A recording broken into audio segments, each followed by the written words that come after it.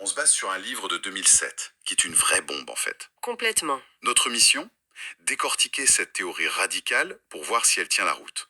L'enjeu est énorme en effet. Parce que si cette théorie est juste, des textes qu'on a toujours lus comme des mythes Oui, deviennent soudain des archives historiques. des archives. Oui, des registres très précis des structures sociales en Mésopotamie sur près de 12 000 ans, bien avant l'écriture qu'on connaît. C'est vertigineux. Toute l'idée d'une révélation divine sur l'origine du cosmos est mise de côté, quoi. On la remplace par une lecture purement géographique et politique. C'est un changement de paradigme complet. D'accord. Alors, posons les bases. Le point de départ de toute cette affaire, c'est une sorte d'équation, une clé de décodage. C'est ça. Les sources nous disent le ciel ou l'air, c'est en fait le nom de code pour le peuple d'Akkad. Et la terre ou le sol, c'est le nom de code pour le peuple de Sumer. Voilà, on a notre base. Donc la fameuse dualité ciel plus terre égale univers ne serait pas du tout cosmique. Non. Ce serait une description du monde connu de l'époque. Akkad plus Sumer, ça donne l'univers des Mésopotamiens, leur monde. D'accord. Et cette division n'a rien d'abstrait, elle est très concrètement ancrée dans la géographie. C'est-à-dire, L'axe de référence, c'est le cours du fleuve Euphrate, avec un point zéro, un centre névralgique qui est la ville-temple de Nippur. ok, Et à partir de ce point, on organise tout le territoire. Akkad, c'est le haut pays, donc le nord. Sur leur carte, c'était à gauche. Et sa couleur symbolique, c'est le blanc. et Sumer, logiquement, À l'inverse, Sumer, c'est le bas pays, le sud, qui était à droite, et sa couleur, c'est le noir. une seconde. Il faut qu'on soit bien clair là-dessus. Quand on dit haut et bas, ou blanc et noir, on n'est pas du tout dans un jugement de valeur. Le bien contre le mal, ce genre de choses. Absolument pas, du moins pas à l'origine. Selon cette thèse, ce sont des termes purement administratifs. Géographique. C'est comme dire rive gauche et rive droite à Paris, c'est une description. Ce n'est que des milliers d'années plus tard que ces termes se sont chargés de sens moral et religieux. Mais au départ, c'est de l'aménagement du territoire, quoi.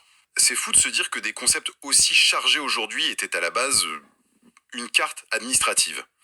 Est-ce qu'on a des preuves concrètes de ce code couleur, par exemple? Oui, des traces très nettes. Le blanc d'Akkad, qui se dit Ak dans les langues turciques, Hack, d'accord. on le retrouverait dans les vêtements traditionnels blancs des peuples sémitiques akkadiens de la région d'Urfa, au nord. Ah oui, Et à l'inverse, le noir de Sumer, Kara, se reflète dans le nom même que se donnaient les Sumériens, le peuple à tête noire. Ils sont souvent représentés avec des vêtements sombres. Le code couleur est donc visible. d'accord. Pour les vêtements et les peuples, je vois. Mais les sources vont plus loin et parlent même des noms des mers. Là, on pourrait objecter que c'est une coïncidence, non? On a bien une mer rouge, une mer jaune. C'est une excellente objection. Qu'est-ce qui prouve que ça vient de cette division et pas de la couleur de l'eau, tout simplement? Ce qui rend l'hypothèse solide selon les auteurs, ce n'est pas un seul élément, mais la cohérence de tout le système. D'accord. La mer Méditerranée, qui borde le territoire akkadien, s'appelle en turc Aka plus Denise, la mer Blanche. Et la mer Noire? Kara plus Denise, la mer Noire. Elle borde le nord du monde sumérien. Le modèle colle parfaitement. C'est troublant. Et cette logique s'étend à des concepts encore plus anciens, comme l'opposition entre eau douce et eau salée, qui est centrale dans les mythes de création comme le Enuma Elish. Et les mers originelles de ces mythes? Était peut-être même pas la Méditerranée ou la mer Noire. Les sources avancent l'idée des grands lacs salés de la région, comme les lacs de Van et d'Urmia, qui formaient une frontière naturelle. Donc on a un code géographique, un code couleur, qui s'applique à la Terre comme à l'eau. Est-ce que ce logiciel mental se retrouve au plus haut niveau de la société, dans le langage du pouvoir? C'est là que la théorie devient vraiment puissante. Car oui, cette terminologie était au cœur du pouvoir politique. Ah, Les titres officiels des rois de Mésopotamie utilisaient précisément ces mots. Un souverain comme le célèbre Sargon d'Akkad se faisait appeler roi du pays d'en haut et du pays d'en bas. c'est une affirmation politique claire, on domine les deux territoires. Exactement. Ou encore maître du nord et du sud. Et on en a la preuve linguistique formelle. Les sources citent les titres en sumérien et en akkadien. D'accord. En sumérien, le titre était Lugal Ki Enji Ki Uri. Oula, attendez, on va y aller doucement. Lugal, Ki Enji, Ki Uri. On peut décortiquer ça? Lugal, si je me souviens bien, ça veut dire roi. C'est ça, littéralement grand homme.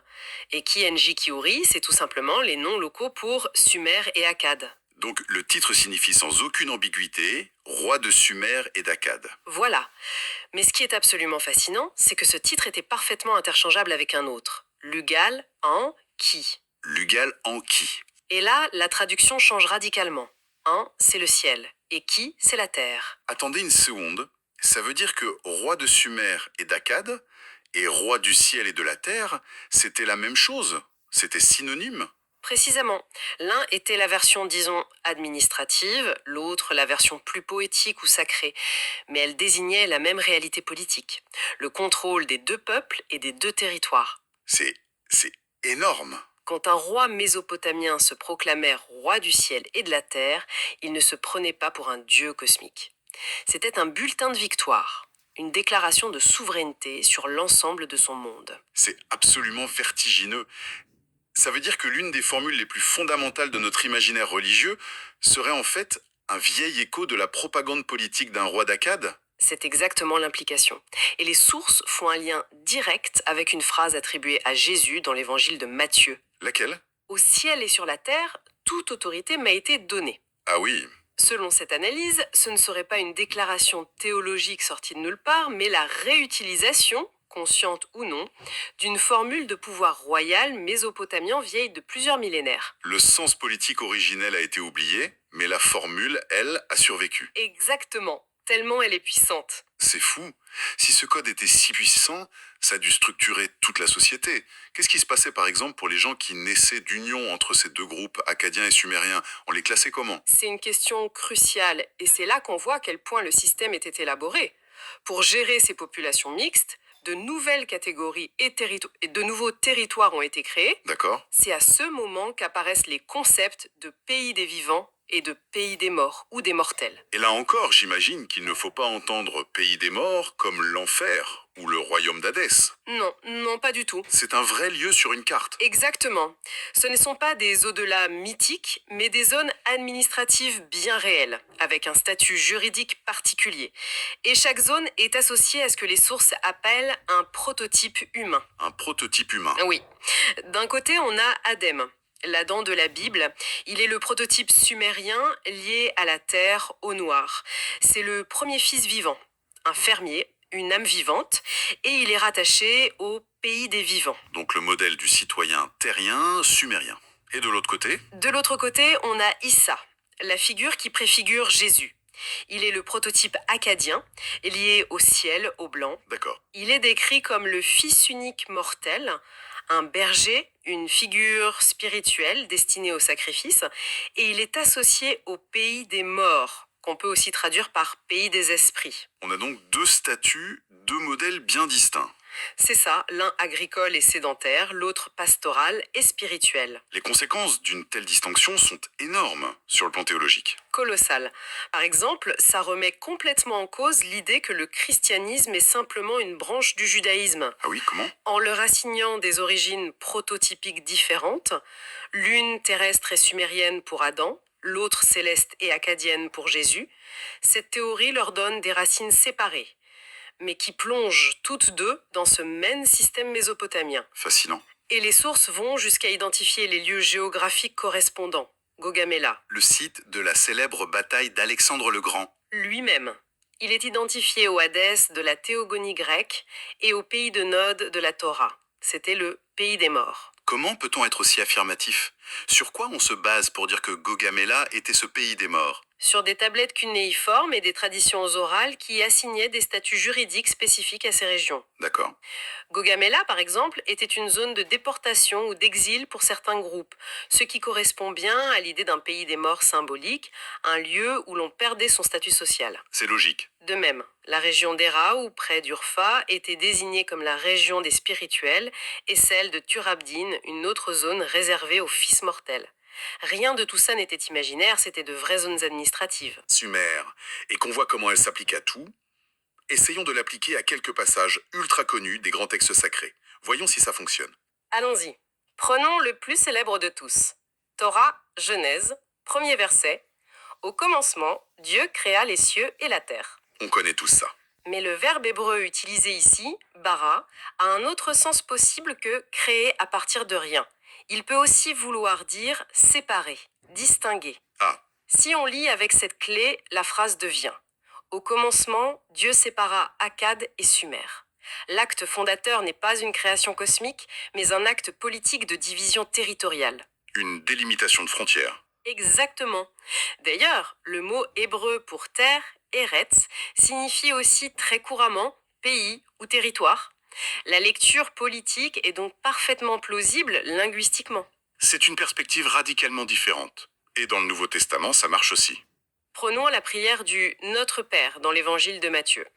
Que ta volonté soit faite sur la terre comme au ciel. Oui, Avec notre grille de lecture, ce n'est plus une prière cosmique abstraite. Ça devient une demande très concrète, presque politique. c'est-à-dire. Que le peuple de la terre, Sumer, soit gouverné selon les mêmes lois que le peuple du ciel, Aked. C'est une prière pour l'unification de la gouvernance sous une seule autorité. C'est la même logique que le titre royal, mais formulé comme une prière. La cohérence est troublante. Et dans le Coran, est-ce qu'on retrouve cette structure? Par exemple, la souveraineté des cieux et de la terre appartient à Allah. C'est la reprise de la formule royale mésopotamienne. D'accord. Mais les sources vont plus loin, quand le Coran décrit la terre peuplée par les fils d'Adam et le ciel peuplé par les djinns. Oui, les esprits, les créatures fantastiques.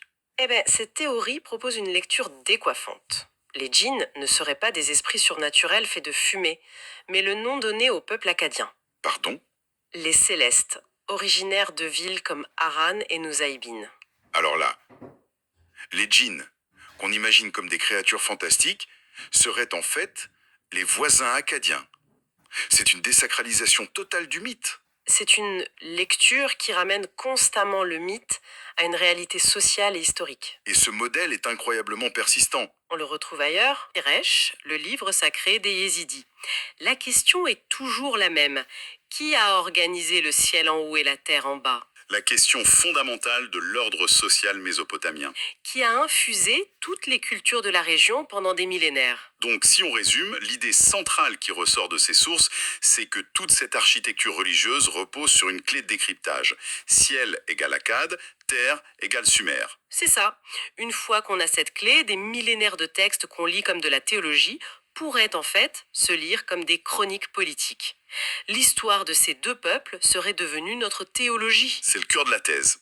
Mais, et c'est important, les sources introduisent une nuance finale qui complexifie un peu le tableau. Ah, dans la théogonie du poète grec Hésiode, bien plus tardive, il est question du sombre Tartaros au fond de la terre. Cette idée d'une obscurité qui se trouve en bas ne colle pas parfaitement avec le système de Nippur, où le nord et le sud sont des directions neutres. D'où viendrait cette idée alors? Cette imagerie semble plutôt influencée par une autre grande dualité, celle de la Perse, la vision zoroastrienne qui oppose la lumière aux ténèbres. Et qu'est-ce que ça change? Ça change le point de référence. Le centre géographique de cette nouvelle vision du monde ne serait plus Nippur, sur le plat pays mésopotamien, il pourrait s'être déplacé plus au nord, vers la région du mont Ararat. Et là-bas?